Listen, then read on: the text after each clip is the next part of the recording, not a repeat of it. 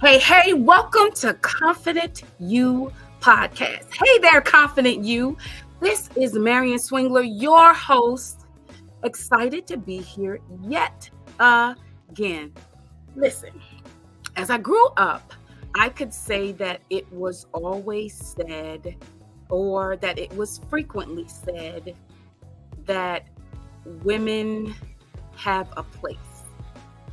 Like the TV shows that I would watch. Women really didn't work in those TV shows. Their place was at home, cleaning and taking care of the kids. And I know from going through history classes that changed here in America drastically when there was the war and the men went off to war. And I'm doing this very generic, no worries. And they went off to war, and the women were left to go to work. Now, they didn't get paid what everybody else got paid. And when the men came back, they were expected just to return back home. In all of that time, I would say that the change and the shifted the desires of women's hearts. They really wanted to be able to be out in the workforce, out earning, out doing, out producing, out using their gifts and talents and abilities. And the concern for some men at that time was, well, who's taking care of the kids? Because they were like, I'm not cleaning and I'm not watching the babies. We got somebody here with us in this space, in this time, who's going to help us bring that thing up to right now. Because now, things are real different, baby. And she's here to let you know how to do it. So with no further ado, I am honored to bring to the platform Michelle Caines. Yo! How are you, gorgeous? I'm great now after that hype. I love it. You are the hype woman of the year, okay? Oh my goodness, I'm honored. I am hyped because I'm honored that you're here to discuss this. On this platform, we talk to a lot of people that are in business for themselves. But I always make sure that I highlight that they're doing other things besides that one thing.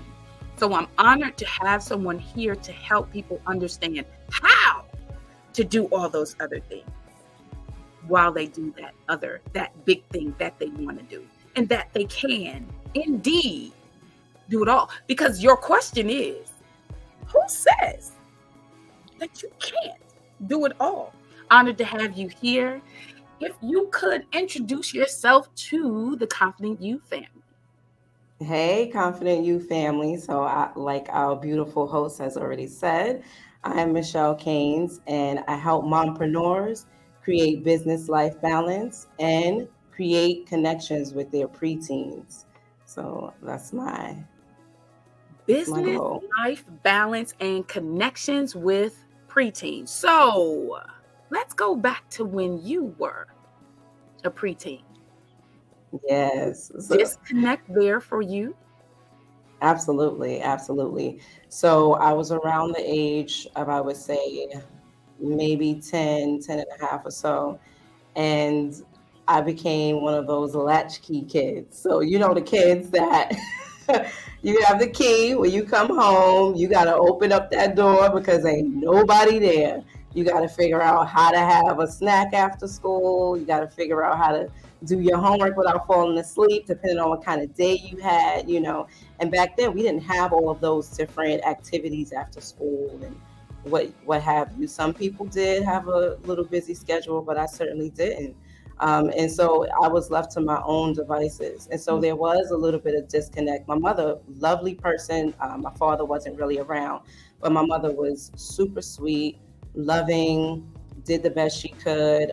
We had family as neighbors, so there were people around, but I'm in an apartment in New York City by myself. Yeah. So where are you now? in New York City. New York. That T-shirt New was York. made for me. That saying, It, that was made for me. I'm sorry, I digress. Go I ahead. Go believe ahead. it. New York is the bomb. You Yeah. know, we'll get into conversation about my preference of living situation, but New York is great. New York is great. I'm not going to deny. Maybe not to live forever, but you know, it's great. Yeah. So I started to all of a sudden I started to become mindful. I was practicing mindfulness on my own, not knowing what it was. I had no idea what mindfulness was. I had no idea what meditation was, but it was something that I think God just gave to me. And so it naturally came to me while I'm in, you know, my free flowing state of being creative and having a lot of time on my hands. It's something that just came to me. And so I'm using that now, which I know we'll get into, but I'm using that now to sort of teach little ones how to be more mindful themselves, but also teach parents how to parent mindfully. So, Okay, so what exactly would you define as mindfulness as you discovered it at a young age? that's a good question. I feel like that's a little bit loaded, but let me try to break it apart. So I feel like there's like a definition of mindfulness now that people use, and it's being in the present moment in full awareness at the time where you are. Yeah. Some people describe it, or I like to describe it as using your senses. So you use your senses and sort of move through space, but stay within the now, stay within the present. So whether it could be like using your sight to focus on a flower, to look at this flower, taking the color, the details of it, how many petals, how many leaves, or, you know, depending on what kind of plant or flower it is. But mindfulness as a kid was really me just writing poems. It was Mm. me staring into space, sort of daydreaming, right? But having these intense emotions around it. And plus, I was a church kid. So it was like, I grew up in church and I was, you know, told you have to pray. I didn't know what that was. I knew how to say my prayers before bed and my prayers when I would be like, you know, about to eat or something like that. But this took it to a whole nother level. And I think that I, you know, gained a deeper connection with God through that mindfulness as Mm. well. hmm Yeah, Okay, so it was dope. it I was didn't even know so. what I had at that time. When I What do got you mean you now I don't know know. what you had? So it showed up in what's the most memorable way that you feel it showed up for you? You know what's crazy? I would say the most memorable way it showed up is through photography. So I used to always have a disposable camera. I was obsessed with taking pictures. I used to always have a disposable camera. And I would stare at an object, or whether it was I was outside or inside, I would stare at something and just piece it together and apart in my mind over and over again, just staring at the details of it. And I'm like, I have to take a picture of this. And I would take pictures from such angles that people would just be like, oh, you just take a picture of anything, you know. But to me, it had meaning, it had substance, because it would be like, this part of this flower, this part of this plant is what stood out to me. This is what's beautiful. This is what speaks to me. And so it would be like, you know, all of this room, and I would go in a room, even if it was a family event, and take a picture of one little thing in the corner somewhere. And it just made me focus in on detail.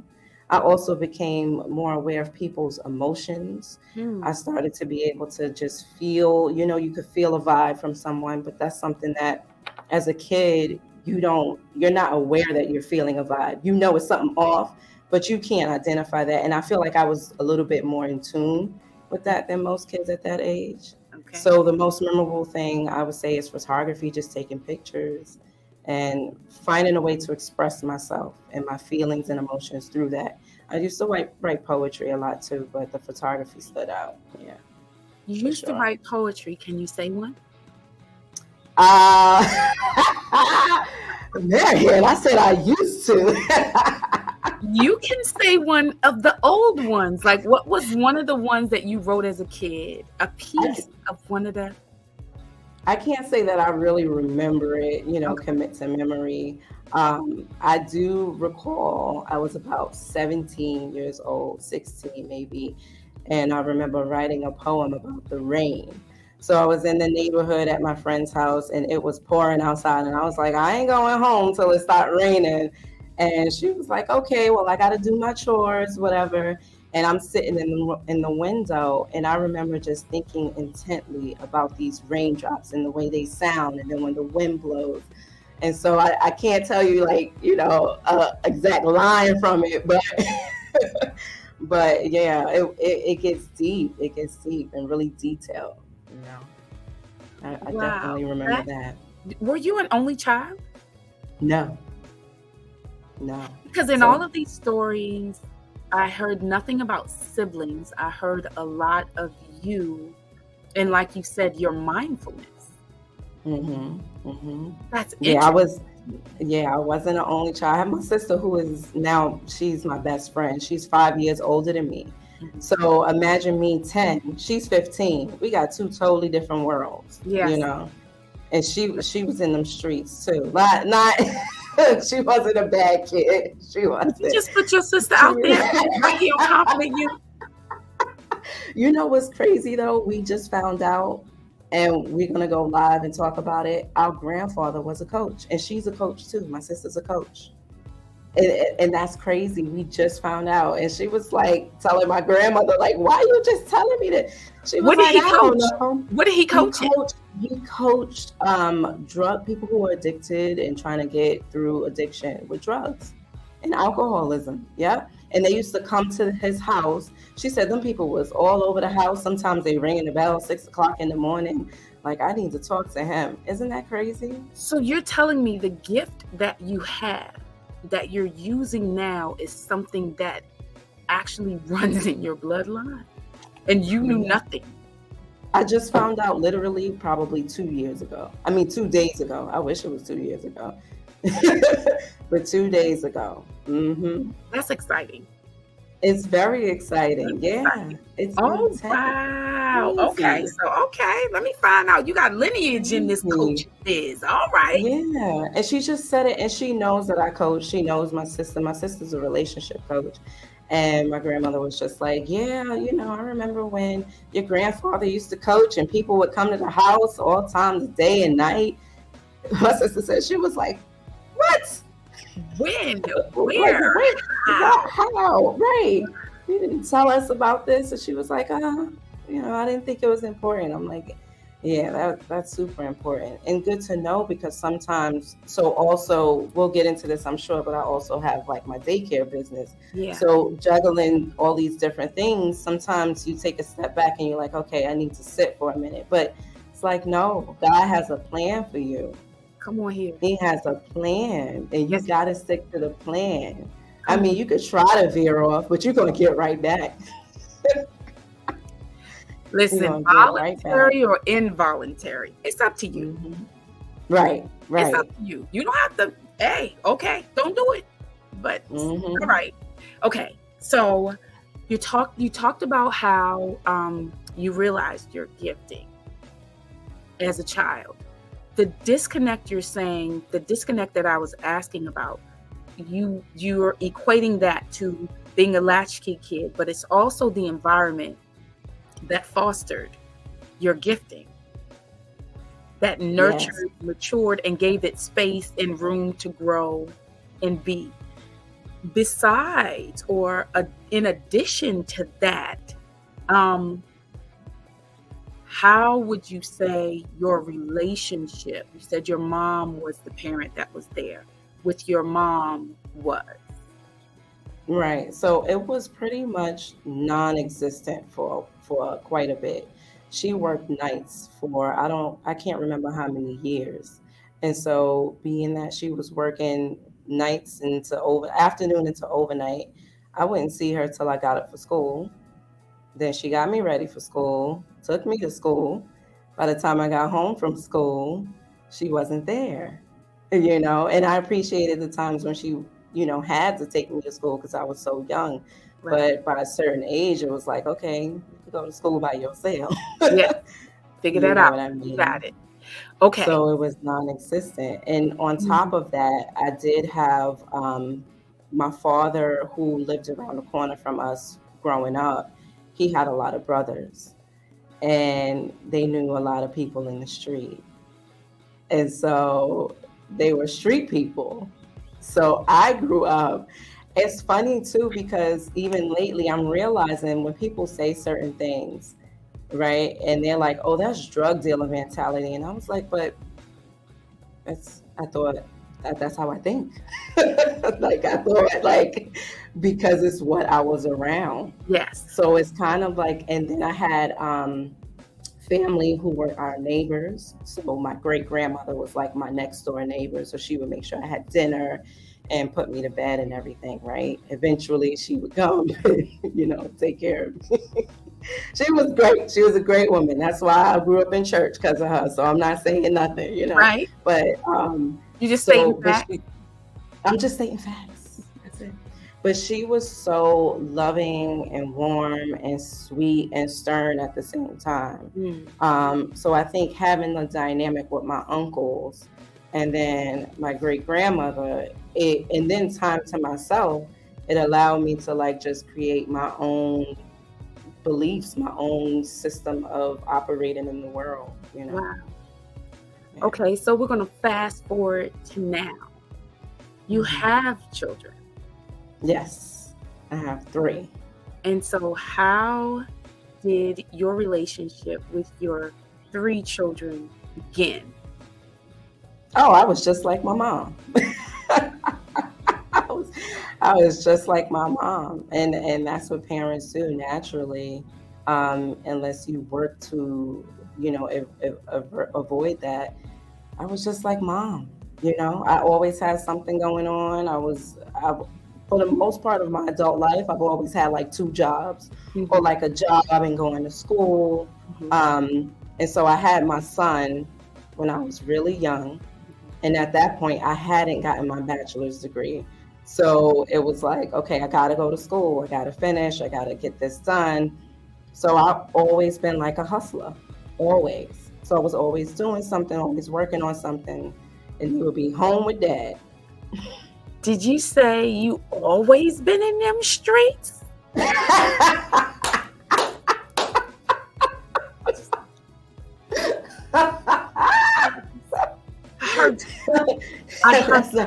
That's not what I'm saying. After you talk about your sister, sis, I got you. I was a church girl. Remember, I was a church girl. Yeah. Wait a minute, you was a church girl in them streets? We don't even need to clarify that. We don't. That sounds so horrible. Yes, it does. You are hilarious. Yeah, but I was, always doing something, and it's like, oh, mommy has to go and do this thing. And to me, because when each one of them were born, I was home with them for about maybe, I would say, a year and a half to 2 years. And then I would go back to work, or go back to hustling, and go back to, all legal hustle. I'm just saying, I'm not, a drug dealer or anything. I don't know who's watching this. Listen, they might have been waiting for the exclusive True Hollywood story, the True New York story. What went down in them streets with this church? Harlem in the 80s was crazy. It was nuts. It was something else. Yes. Yeah, and for you to be Harlem in the 80s, and for you to be home alone, and to your own devices, and those are the things that you found beautiful, right? And that's what you found. Absolutely amazing. Absolutely, it could have went so many different ways, you know. And so I look at people now that we're the same age, and they didn't make it the same way I made it, you know what I mean? And so I know I'm blessed. I know I'm getting chills right now, because I know God was like, okay, you're going to need this. You're going to need this. Let me give you this right now. You're going to need this, And there were several other things that happened in my life that it was like, I got this to turn to, whether, people want to deem it and call it, what you call it, blasphemy, because I've heard so many different things, because I feel like I should mention that mindfulness can be secular, but it can also be about your prayer. Like the Bible talks about meditating. Yes. You know what I mean? And so it can be about God. It can be towards the right path. You know, Yes. it doesn't have to be that I'm Buddhist or any of those other things that sometimes people attach to it. Yes. So, yeah. Yes, definitely. The Bible does say you're supposed to meditate day and night on the word. It does not mean sit there with your Bible open and that's all you do and that's it. No, it means that you've taken a word and you're applying it to your life, to your everyday. Get in the shower, put on your clothes, get in your car, drive down the street, listen to the radio, your everyday. Watch TV, your everyday. In those vital moments of conversations with people and they feel lost, and those are your answer. You got them. You pull them out. Hey, I got it, because you meditated on it. And so, like you said something. You said you would take those pictures from different angles. And to me, it just shows how open-minded you are to everyone's point of view. Because if you can look at one thing and see different angles and see the beauty in it all the way around, up, down, sideways, all the way, then that definitely means that you have the type of mind and spirit to help diversity of people in different situations and see their point of view and help them to see a better way in that point. Absolutely. Yeah. I found that I became just so much more empathic, especially when I tuned into it and really got fine-tuned my practice. I became such an empath. It was amazing. And that's what helped me with my children as well. So. Okay, there we are. We have to help me with the children. Give me just a moment. I want to come back and dive into the help me with my children. Give me just a moment. I will be right back with you. Hey, everybody. Again, this is Confident You podcast. We have just a few things here for you, some gifts, some bonuses. Listen, if you need a website, you need that graphic design done to a T with perfection, then I have just the person and team for you. Tanya Stokes and her team at Compassionate Design, they're here to fulfill your needs. You can reach them at 240-585-0669. Why? For that compassionate designs touch. I also have for you, listen, if you are in business, because guess what? We're about to get to the business. But before we get there, if you are in business and you're making money and you're like, Dad, I would love for this to grow. I want to walk away from my job. There we are. You can triple your sales. You can triple your sales with Eric F. King and his staff over there at Compassionate Closer. You can reach them at compassionatecloser.com. Listen, if you're in business, you definitely want to make sure you're maximizing your opportunity to give value and receive value for the value you give. All right, Confident You, we're about to dive back into this hot conversation. Ma'am, thank you again for being here with us. I am excited to be talking to you, and I wanted to hear more on where we left off. Where am I? So we left off at how mindfulness helped me with my children. Yes. Yeah. How mindfulness helped you with your children? Can you tell me what the relationship was and then go to? That's where I was. I want to know what it was and then what is the reason for the transition. Okay, so let me mention now my kids' ages. So my son is 20 and my daughters are 14 and 12, soon to be 15, Lord of mercy. Uh, but so Did you when, just say Lord of mercy? I Lord of heard mercy. the whole record play when you said it. Yes.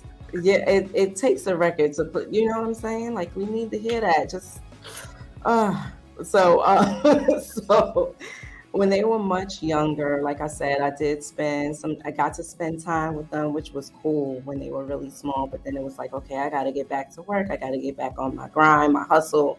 And so I was always doing something because when I dive into something, I am laser focused. Like I go ham, I go crazy.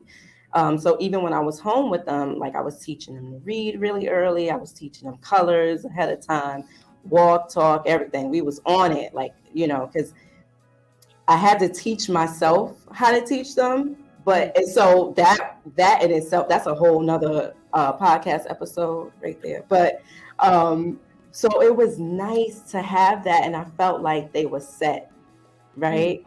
Mm-hmm. But kids forget everything. Like you can't just kids are not set it and forget it. And I had that set it and forget it mentality. I was treating them just like another one of my business ideas that I was trying, or multi-level marketing I had tried, or this workplace that I was like, okay, let me get these extra hours at. And I was treating them like, okay, they good. Dad is home, so they okay. I'm out. When he come home from work, I'm out. And so it was a lot of disconnect, and it came to a point where it was like, okay, I don't really know these kids as good as I think I do, because even like I would spend time with them, and I would be busy looking at something else, so I wasn't even using mindfulness with my children, because I would be with them, but then I'm reading emails and I'm like, oh, I got to make this call, I got this client, and so it was constantly me trying to split myself at the wrong time. And so that's what, we'll talk about that too, the time management thing. But it was me trying to do everything at the same time. And when you split your identity, or when you split your mind to focus on different things, you're basically splitting your identity, because you can't identify and say that I am a mom right now if you're trying to mom while work at the same time. It doesn't go that way. And so when I realized I had this disconnect, I was like, okay, I got to do something about this. And Can you give me an example of when you realized there was a disconnect? yeah, Wait a minute. yeah. So this was the punch in the gut. The punch in the gut was my son, who was about 14, and I asked him how therapy went, and he said it was great. We talked about the suicide, and I was like, what suicide? What are you talking about? He said, yeah, long story short, I got down to it.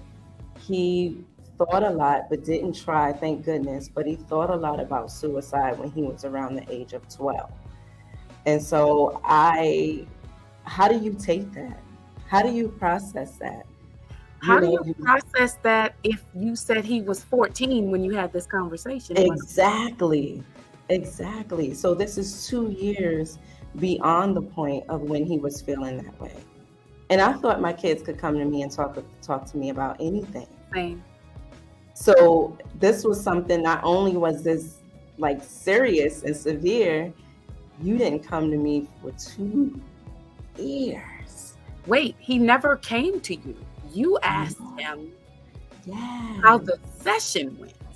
Right. He was just giving you an update. He still never came to you with the information. Exactly. Exactly.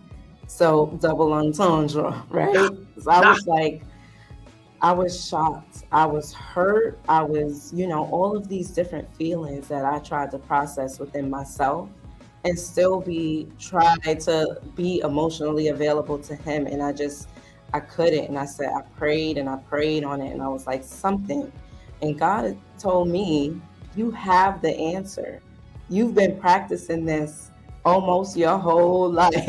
You have mindfulness. You got the answer. And I was like, okay. At first I was just like, I don't know how I'm gonna do this. And then I had joined this mindfulness email group, and this woman posted how to teach mindfulness to children. And I was like, we doing that. Be the reason, or how do you feel? I guess my better question would be, how do you feel when God said you have it, mindfulness? How did that apply to your situation? At first, that would just went over my head. I was like, what? Like, I know I practiced this hearing it, and this was at a time where I wasn't really practicing it.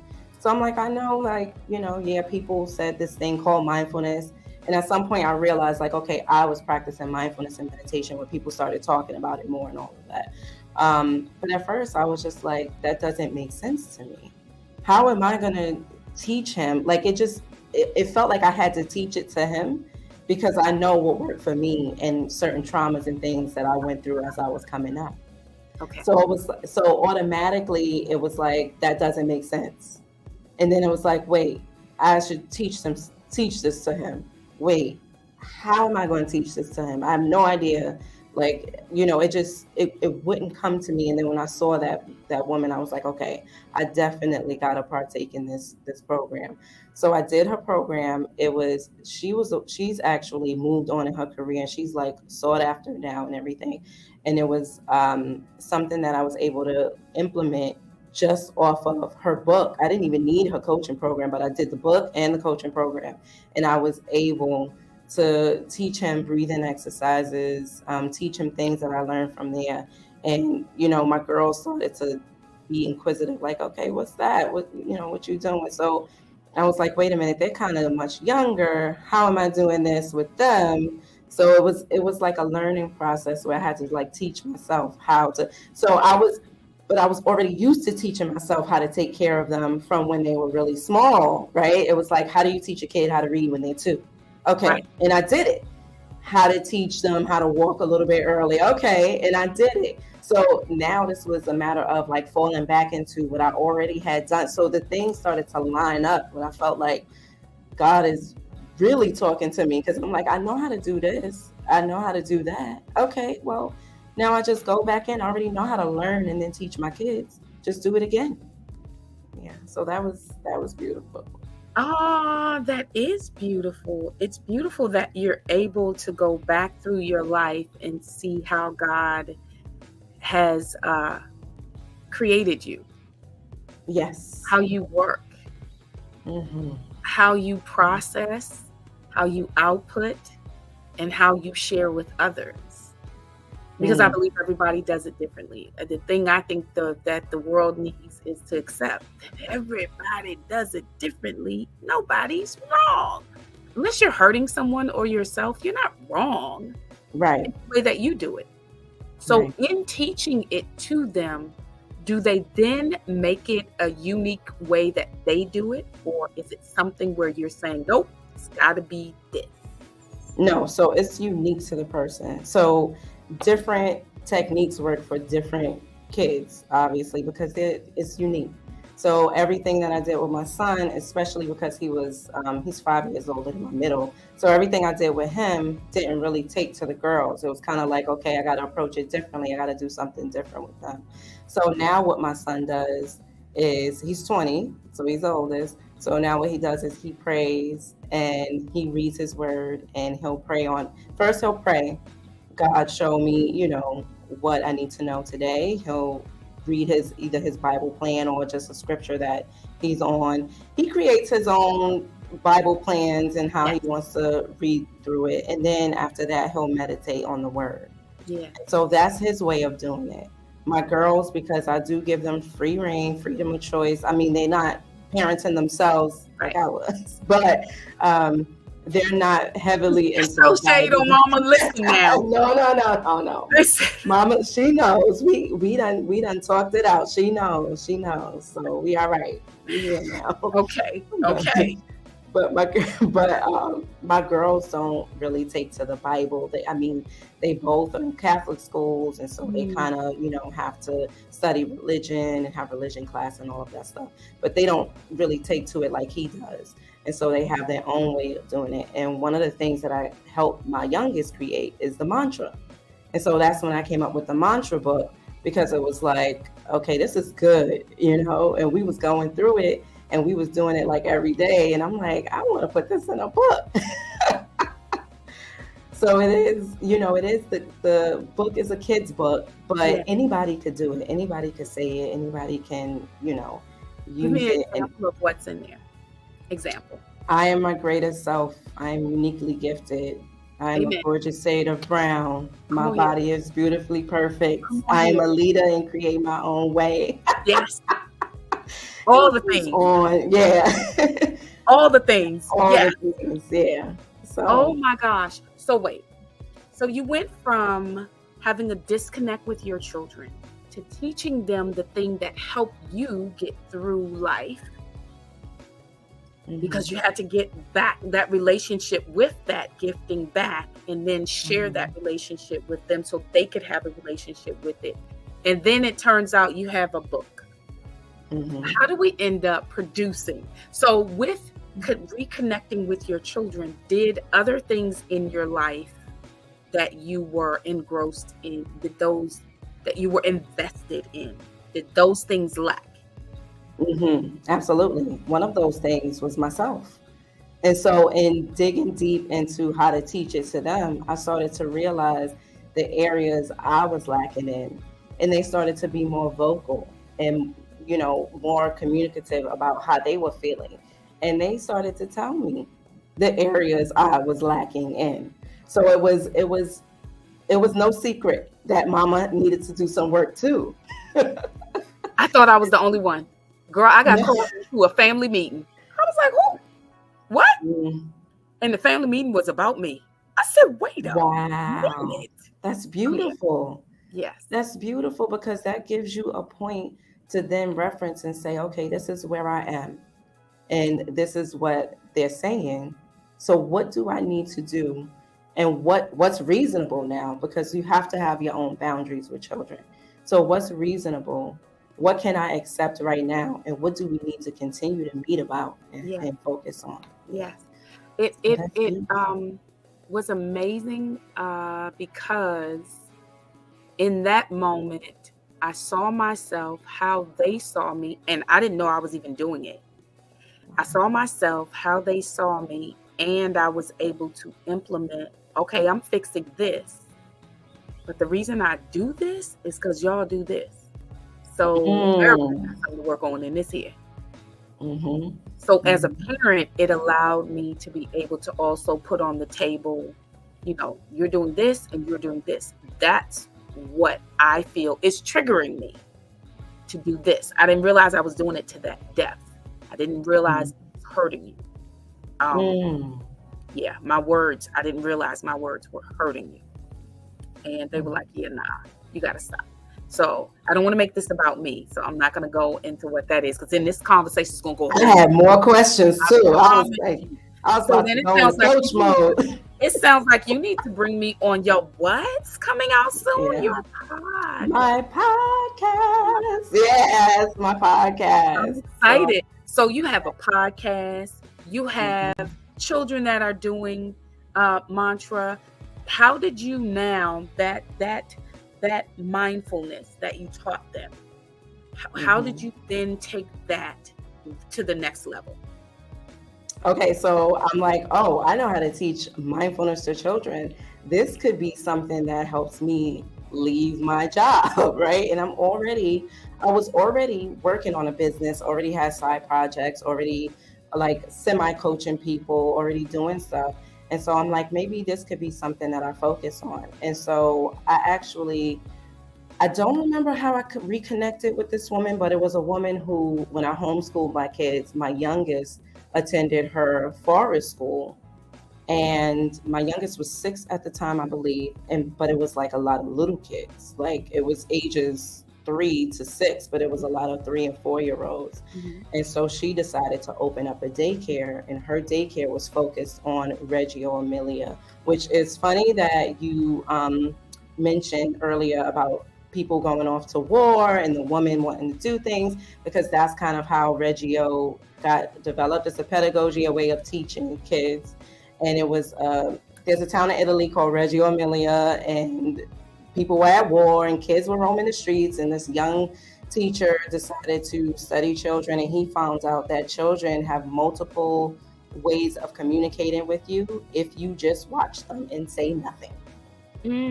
Yes. And so that, I was like, I love that pedagogy. So I kind of connected with her again and talked to her about like opening my own daycare. I was like, I always wanted to do this. And so my daycare is Reggio and mindfulness. So we teach both. We let the children kind of lead, and then we also teach them through sound bath, teach them about their breath and focusing on breathing out, exhaling, like blowing bubbles gets the job done. And it automatically calms them down and all of this. So as I'm doing this, I'm talking to parents, and I'm like, as I'm trying to start it, I'm talking to parents in the neighborhood, and I'm like, parents really need me. Like, like I could feel it. And plus I was already kind of coaching people, adults in mindfulness. And I'm like, I always ended up with people who were parents, and they were always complaining about their children. And I'm like, but what did you do? but why does that trigger you? Let's investigate that. So it turned into like parenting sessions. So it went from me just coaching on mindfulness into parenting. And then I'm like, okay, I gotta make sure that I'm doing this on a level where it's focused on saving parents and children, and not saving like saving their lives, but sort of, right? Because in my case, my son, with his suicide thoughts and all of that, you never know what a kid could be thinking. And you can have an open relationship with them. Look at Saneed, what's her name? Who her son had, I don't mean to bring it down, but her son had killed himself. He was 17. And to her, that was devastating because she thought they were close. Yeah. She said they had a great relationship. They spoke in depth every single day. And so that was a shock to her. That was crazy. I think her name is Sinead O'Connor. But yes. Yeah. But so for me, within me going through that whole process, I decided, okay, maybe I should get a mindfulness certification for adults. I already have like this class that I took for kids. I use it with my children. I'm looking to use it with other people's children. Maybe if I'm going to teach the adults and work with parents, that I want to be certified. So I then got my certification in mindfulness. Which was great because I was with Elisha Goldstein, who is in California, and he is like one of the top people in mindfulness, and he's always writing articles and books about it, and he's the go-to. And so that experience in itself, going in his program, was like I was one of the participants in his program. So he taught me how to teach his 6-month program, and I went through it as if I was a participant while learning it from both angles. So I was the participant and the teacher, and we got to teach and we got to practice with each other. It was just a phenomenal experience, and that as well made me a better parent. It was insane. It was a year, but his program is 6 months for participants. So he taught me how to teach his 6-month program. Yeah. And I tell you that the different angles keeps coming up. Oh, that's wonderful. I love that. Give me more. The mindfulness and the different angles of it keeps coming up. You said I was in the program as a participant, learning how to be the teacher, the facilitator, the instrument, giving the students the tools. And that is definitely seeing that same situation, that same scenario, that he's teaching the same things, the same tutelage, and you're seeing it from different angles. That mindfulness is definitely still showing up through everything that you do. Now you've learned how to do this. You now have a much healthier relationship with your children. Yes. You now have a book. You now have learned how to not only have an increased healthier relationship with your children, you now can help parents do the same. Yes. And you're still learn a lot about myself. Right. I was going to say, and you're still a wife, and you're still. No, I'm not a wife. I wish. I I'm no longer a wife. All Yeah. right. So, Not right now. but I feel like that in itself was even a lesson. God Mm, don't make no mistakes. He doesn't make no. any mistakes. And he Nothing is uses it all for haphazard. your good. Exactly. And I learned a lot from that relationship. Yes. A lot, because it was my longest relationship. Yeah. I learned a ton about myself. So it was dope. It was dope. Yeah. And I can say that that is the beautiful truth, what you're saying, because most people come out and they're like, that person, that person, that person, that person. And you're saying, no, no, no. I learned a lot about me. Okay, different angle with that mindfulness. See? All right. So you said you learned a lot about yourself. I cut you off. I apologize. Yeah, no, I did learn a lot about myself. And one of the things that I also wanted to talk, there's a fly up in here. One of the things I wanted to talk about with you was, yeah, not the fly. No, not the fly. Fly, go away. Shoot. Shoot. Shoot. Um, Being vulnerable as a parent. So that's what I learned from all of these things that have happened, but especially from that relationship. Just being vulnerable and being open and being able to see people as they are and understand where they're coming from and being able to walk away and saying, this is not for me. Those things were like, whoo. It was intense. It was a lot. And so anybody watching this, I just want to share my story, but also say that you can be vulnerable as a parent. And there are so many different benefits to being vulnerable and being open to what your children are telling you. I find that I'm often teaching people about active listening, and people think that they listen to children, and they really don't. They listen from an authoritative perspective because they're the parent and they're used to being in charge. But you have to be able to learn how to listen from an objective point of view, and that is hard as heck. I almost said something else, but that's Okay. as hard as heck. It is. It is. Yeah. Wow. Okay. You, ma'am. Okay. So can you tell the people, because the title of this episode is Who Says You Can't Do It All? Mm-hmm. So for you, in all of those scenarios, who was telling you that you could not do it all? I hate to say this again, but I could say amongst people, my mom. And it's no shade, but as a parent, right?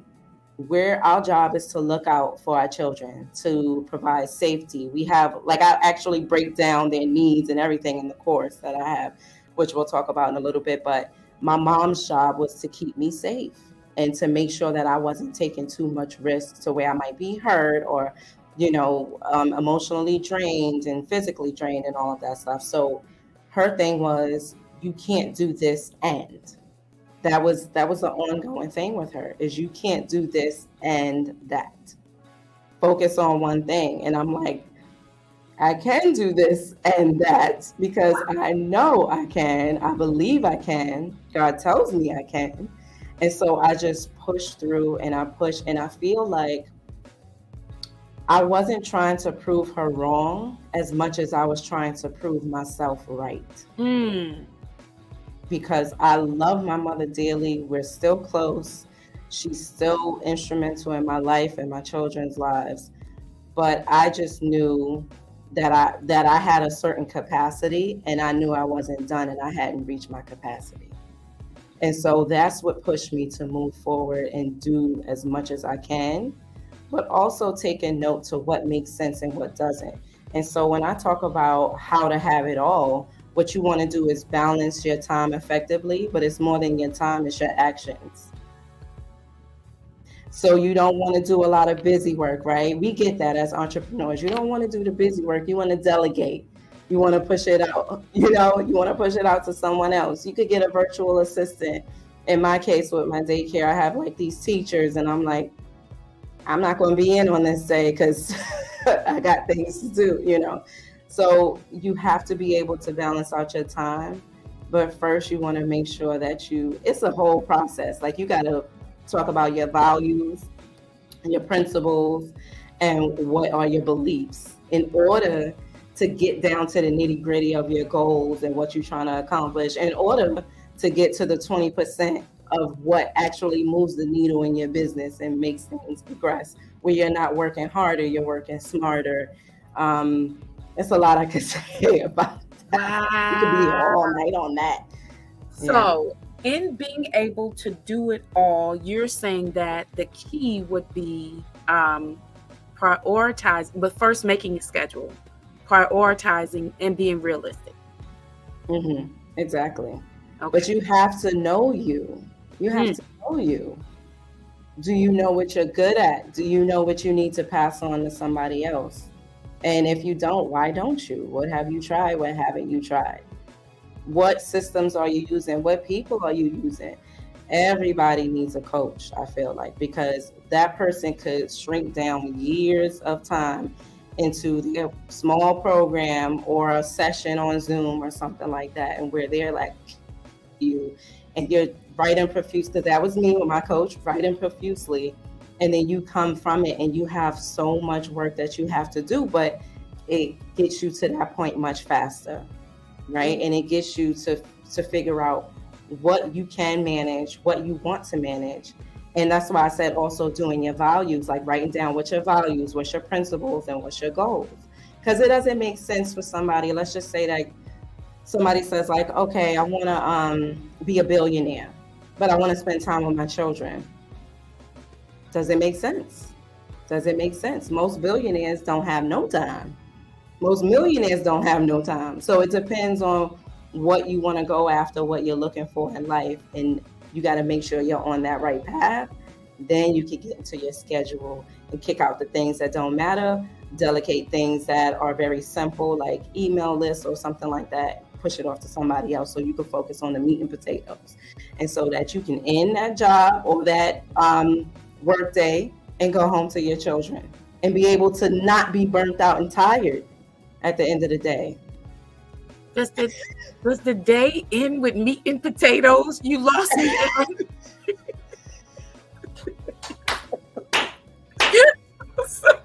You said, does the day end with meat and potatoes? That's what you said? You said because you want to get to the meat and potatoes. Where? You hungry? So I'll just play with you. No, I am. That was amazing. That was amazing. You have no idea. You said meat and potatoes. I was like, who's having meat and potatoes? I didn't get an invitation. No, what you're saying, when you get to your end of the day, you definitely want to make sure that the things you have done during that day are beneficial and pressing you towards the marks that you actually set in your life. And I do believe, for me, I believe that millionaires and billionaires have a choice. When you're saying delegate things, you can delegate things and you can prioritize your kids to be a part of the business, not forced. Absolutely. Or help them start their own business and you be a part of theirs. And that's how you can spend time together. Because I believe everybody can actually do all things. And like you said, but you have to be realistic. What's not you? What's not you? Right. What's not you and what's not realistic? That's not realistic. You know. No, you can't. But there is my favorite part one of my favorite parts in loving basketball. Oh, she took it back. Okay. It's when the little boy, when Q, that's what it was, right? Yeah. Little. And he looks like he's a preteen, a teenager. Yeah, preteen. And he cussed. His mom was like, boy. And she was like, you need to talk to your son. And when he said the cuss, the sentence enclosed or captured the word can't. Mm. The father didn't go after the cuss word. He went after Mhm. can't. What Exactly. did I tell you about can't? Don't say that word. You can do anything. I caught myself with all the can'ts. I did a lot of them. So I just wanted to say, if you following the steps that you're laying out, especially the vital component that you're giving up, everybody needs a coach. You have just sat here and said, listen, I went through this coaching program to better learn and hone these skills so that Mhm. I can use them accurately. Wait a minute, for my children. Right. But I found that first I needed them. Exactly. Exactly. So you had to help yourself. So that's what the coach is there for. The coach is there for you to help yourself be the better you. Mhm. Then you can help others be the better them. But I also want to say that coaches really, you said the word accelerate. And I would add to that, they do accelerate. It's like they quickly get you to a crossroad that it may have taken you a longer journey to get to that crossroad. Yes. And at that Yes. point, it's up to you. Yes. What do you want to do with this information? You want to Right. use it and go that way, or you want to continue down the way you're going, or Mhm. you can flip the script and use it in a bad way and go that way. It's up to you. You Right. go the good And then way, it's also, yeah. yeah, and then it's also your blind spots. Hmm. Like a lot of people aren't self-assessing constantly, like, oh yeah, I did this today and that person reacted this way, and just reliving their day. So the tool or the muscle to self-assess just isn't there, especially if you're busy and you're going and you're an entrepreneur and you're making moves. You don't, most people don't have the time to sit and just be with themselves and sort of understand where they are. And so what I teach is how to do that, but also coaches can do that. You know what I mean? Like coaches are able to see you from an objective point of view. They don't know you. They don't love you. They don't hate you. They don't like you or dislike you, but they can see what you're saying. They can see your results based off of what you share. And so then they can best advise you and guide you, and they can see where like you're missing the mark and you're not on point. So Wow. it's super important. Yes. You just said a lot. I talk a lot sometimes. Yes, you said a lot because coaches, I know for me, it's why I'm here right now. It's why I'm here speaking, doing what I do. I started singing. Talking wasn't a part of it. Asking questions wasn't a part of it. That wasn't a part of it at all. So it's just amazing to me how growing up the way that I did, being the youngest and not having a voice, always being under someone else's authority. So that's where I say not having a voice. No one told me. Well, yeah, my siblings did say shut up, so I can't say they didn't say that. But But you have a story to tell. Yeah. You have a story to tell. And there's so many people, millions of people that feel the same way you feel, that were told to shut up or that they don't have a voice, in different ways. And so your story is going to resonate with some other people. And so that's why God placed you in this. That is exactly why God placed you in this. Yeah. I appreciate it. Changing lives. Look at you. Hey, I'm out here in these streets. Full circle. Full circle. Lord. Out here in these streets. Changing lives. Yeah, there you go. There you go. Lord told me so. He did. He said, go out among the people. Right. And that's where we are. And I appreciate being out here with you. Aw, I appreciate you more. Oh my goodness. So I would like for you we're going to do a 3-step out. The first step out is I would like for you to share with the people the amazing opportunities they would have to work with you. Awesome. So to work with me, all you have to do is visit dearmisscaines.com. That's Dear Miss MS, and then Caines is CAINES. I'm giving specially for the Confident You family, I'm giving away this 3-step video, and that's actually how you start to work with me. I have a coaching program that is coming up August 26th. It's amazing. It's almost here. It's August already. 2023 flew by. Let's get into this program so that 2024 is even better. So you get into the program by watching that free video, and then it'll give you all access to go through. You answer some questions, and then we hop on a call and see how we can fit together. Yes, so please do that. And you can also, reach out to me on Instagram, dear_Miss Caines. On Facebook, my Facebook page is Dear Miss Caines page. So you can hit me up there. And then don't forget to get my mantra book.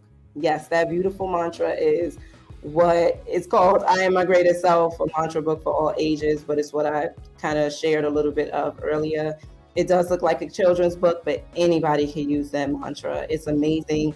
It's helped me. It's helped my children, especially my youngest child. So don't forget to cop that book anywhere books are sold. Yes, and so that's.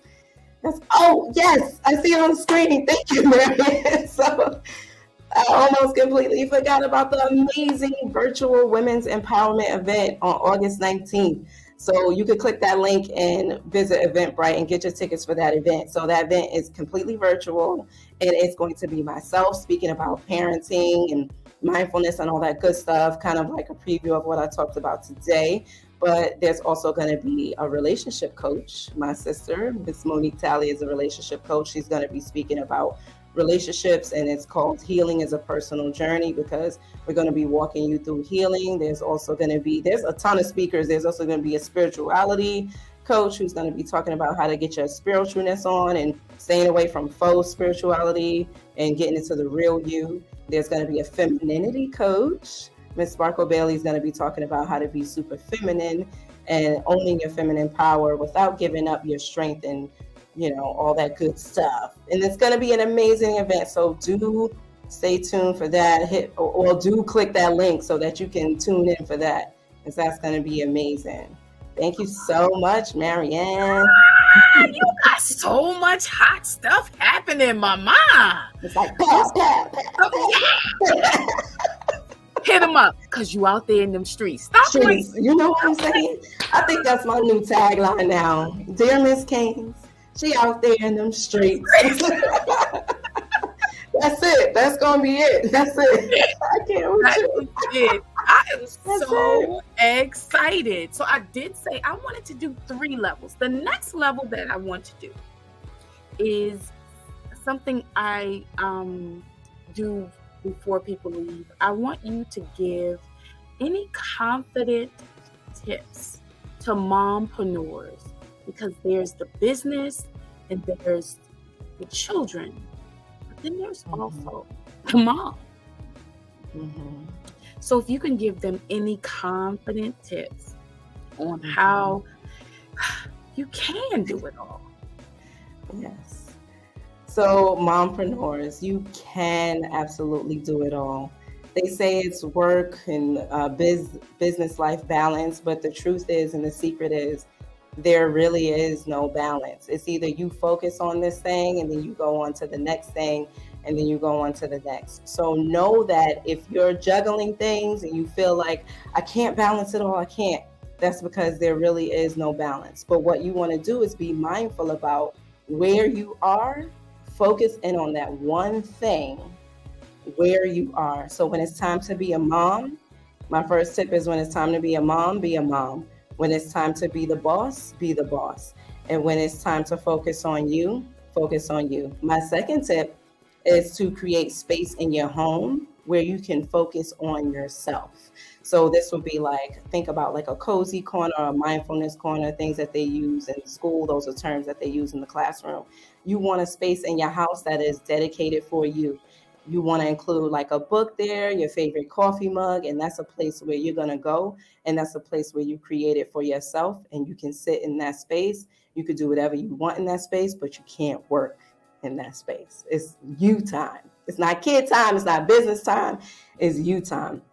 And the third thing I would say is to look at your phone and use those alarms. So what I do, and everybody doesn't subscribe to it, but I get up and I have time for myself at 4:30 a.m.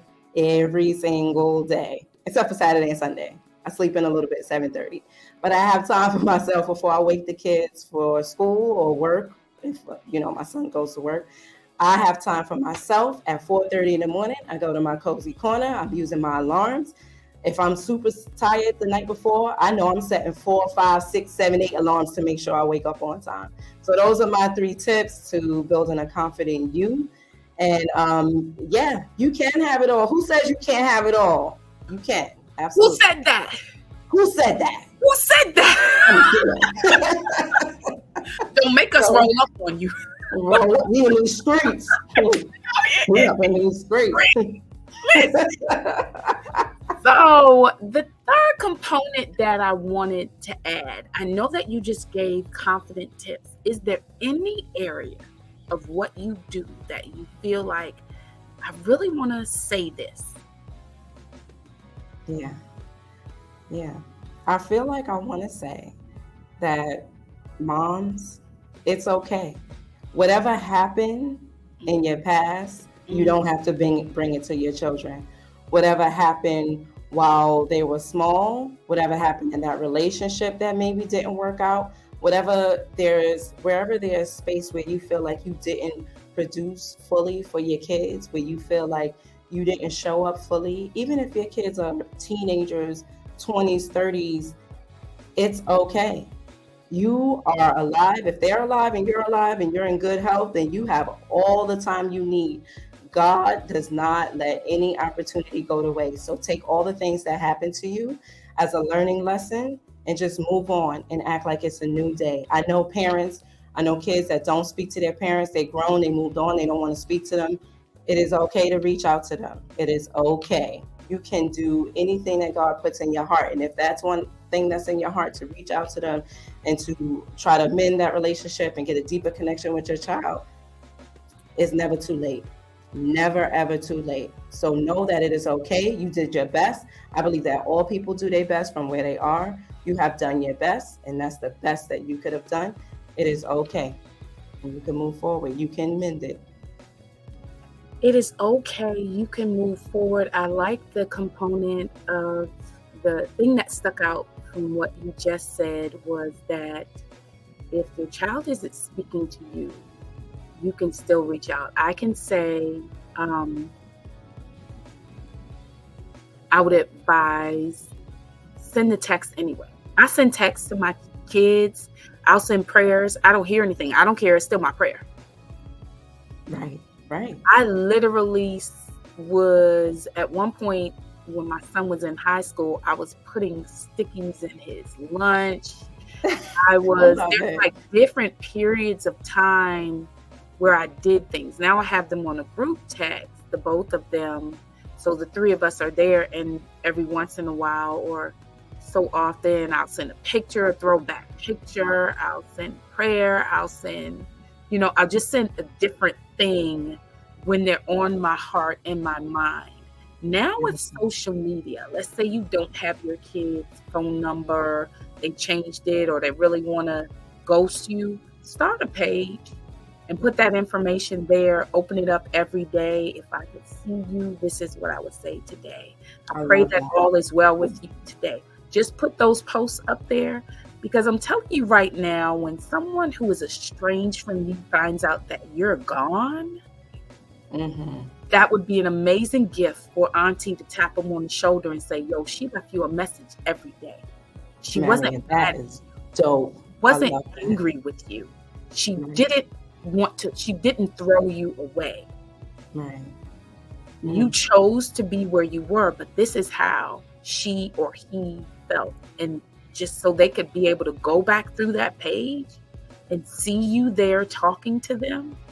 I love that. Ooh, I love that. That's amazing. Yes. Look at God. Look at God. Look at it. Guess what he Yeah. is? Guess what Right. God is? What? Out here in these streets. These streets. Okay, that's the last one. That's the last one. No, it ain't. No, it ain't. I know. And that's okay. That's okay. We love it here. We love it here. Up in here. What? There you And go. that's what the Bible says, but the Bible literally. So anyone who feels like, oh my gosh, they did that with God. No, the Bible says, Yeah. go for it. Yeah. Yeah. It says to go out. Yeah. It says to be in the world, but not of the world. Pay attention.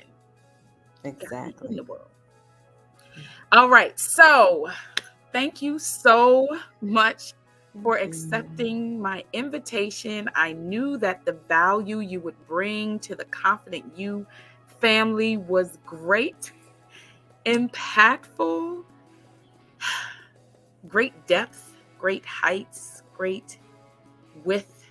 My Lord, ma'am, as a mom, I can say the kids don't come with the rule book. They absolutely do not. We are literally guessing our way through. So I will share something with you I have not shared yet. Okay. It's almost a month now. In 2 days, it'll be a month. And, oh, don't cry. And I am, oh my God, I'm a grandma. Oh my God. Congratulations. Oh my God. Ooh. I don't know where this came from. Yeah, I love it. Let it out, girl. Let it out. And so, you know, when I look at young moms, I was a young mom. I had this is my daughter had her first child. And there's a whole story in that. And that's where the tears are coming from. And I just saw another mom on Sunday, and I let her know, listen, don't let people cloud your mind with all these things you should do. You should be doing it this way. You should be doing that. You should be, throw all those should be's away. Follow the child. Follow the baby. And she was just pregnant. And I said, girl, enjoy your pregnancy. You want ice cream and this and that, you better tap it on your husband. Mm-hmm. Get that ice cream and pickles. I'm gonna need this right now. Right. You want to stop the car and get something? I said everything, and she said in moderation, right? I said exactly. Eat the things that you know you want the baby to also have, but if you're having those cravings, the baby is also, for some reason, having them cravings. So you have to follow that. So that the mindfulness starts during the pregnancy. While the child is small, just pay attention. This is a whole nother conversation. Okay. Yes. I want to thank you for being thank you for sharing that. Thank you so much for sharing that. I am a grandma of Lady Rose. Yes. Ooh, oh my God, I love that name. That's my granddaughter's name. Oh, this is the first time I'm saying it. Yeah. For the world to hear. Yes. So yeah, I'll ask permission to see if I can share a picture with you guys. Confident You fam. I am. So I have coined. While I am a grandma, because nobody's afraid of being a grandma, I'm grateful to be here. I have coined the name Glamma. Yes. Because she's cute. Don't do me like that. Glamma. You see me? Okay. Come on here. So yes, it has been an honor and a privilege. I could talk to you all time on all the things. So we are going to go ahead and call this a wrap, but definitely you will be back. Yes, I would love to be back. This was great. I love talking to you. This is amazing. This ain't our first conversation, y'all. No. So remember the conversation with your podcast. Tell them about your podcast. Oh yeah, sorry. I was about to say something totally off topic. See, that's why I need mindfulness to focus. All right, so my podcast it's still in the works, but it's basically gonna evolve. So first, it's gonna be me talking, and as I'm able to get guests and people coming in, and a lot of my clients don't feel comfortable being out there and telling their story, but as I build my clientele for people that want to share their story, they will be on my podcast. And you get to see people, right? My goal is for other people to see their story, see where they came from and where they're going. But also, it will include live coaching. So it'll be like me coaching somebody who is going through something with their children. One of my clients, she says she'll think about it, but her story is very deep. It includes, physical domestic violence. And so that's one thing that we got to be a little bit sensitive about, because she's still going through some stuff right now, and her daughter is too. But it'll be all the things parenting, but mostly focus on the relationship between children and parents and moms specifically. Okay. Because I feel like, too, another thing, if I could quickly just plug this in, a lot of moms are seen as the nurturer, the caretaker, the one that cooks and cleans and does all the things loving. But what if you're not that type of mom? Ooh. And people are telling you, don't be you. What? And your kids can feel that you ain't you. They know it. They feel it. And so how do they identify in this world where they're trying to find themselves, and they can't even come to you and you be a reliable figure in their life because you're trying to be somebody else? It gets deep. It gets deep. Yes. But yes, the podcast, we will start exposing all of these things and talking about all the things. And I'm hopeful, and I know God told me, so I'm not hopeful. I know it's going to help a lot of people. It's going to help somebody. Yeah. Yes. Well, you have helped me and everyone else in this episode, and it'll be here to live on the World Wide Web. So I appreciate you taking the time, Michelle, joining me in this space, in this time. Thank you so much for sharing the value that you have brought to the Confident You family. Thank you so much for having me. Appreciate it. Yes. Oh my gosh. That was amazing. Listen, she brought up a very sensitive subject to my heart. She brought up domestic violence. And that's my give back. So my give back is to make sure that anyone who is suffering from or knows someone that is suffering at the hands of domestic violence, that they have this information. So Bethany House can be reached at 1-888-80-HELPS. That's 43577. Or you can call the National Domestic Violence Hotline at 1-800-799-SAFE. That's 7233. I want to thank everyone for taking the time to tune in today. You can follow, you can like, share, subscribe to the channel, hit that notification so you'll know when the hot things drop here, so you can build your confidence, and also share this information with anyone that you believe could benefit from hearing this information. You can follow us on Instagram and Facebook at Marian Swingler, and as well on Instagram at ConfidentYou_podcast. Why underscore? Because there's so much more to come. All right now, that was a lot. Mompreneurs, get ready to be able to have all the tools, tactics, tips that you need to be able to be a mompreneur, not just an entrepreneur, not just a mom, and not just yourself. To be able to take all of that and be the amazing you that you are. You know why? Because as my guest, Michelle Caines, said, actually, as she said that Sinead O'Connor, she brought up Sinead O'Connor. And as Sinead O'Connor says, nothing, absolutely nothing compares to you. See you next time.